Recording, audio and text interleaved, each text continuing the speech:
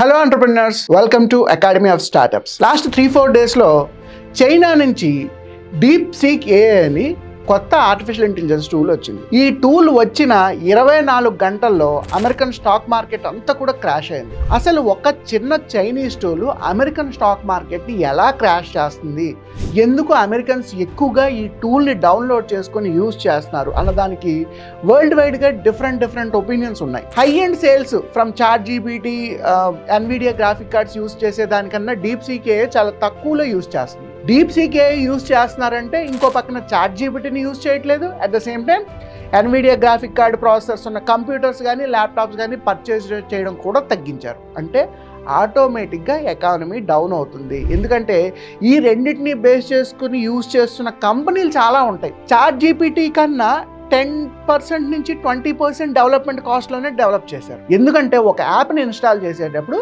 Terms and conditions ఏంటో చదవకుండా డైరెక్ట్గా క్లిక్ చేసి నెక్స్ట్ స్కిప్ అలౌ చేస్తూ ప్రతి అప్లికేషన్ని మన సిస్టంలోకి ఇంప్లిమెంట్ చేస్తాం. ఇవి ఒకసారి ఇన్స్టాల్ అయిన తర్వాత మన కాంటాక్ట్స్కి, మన ఫొటోస్కి, మన ఎస్ఎంఎస్లకి, మనం పంపించే ఈమెయిల్స్కి ప్రతి వాటికి యాక్సెస్ ఉంటుంది. యాప్ స్టోర్లో ఉన్న డౌన్లోడ్స్ ప్రకారం చూసుకుంటే డీప్ సీక్ ఏఐ ChatGPT కన్నా అడ్వాన్స్డ్గా ఉంది ఆల్రెడీ.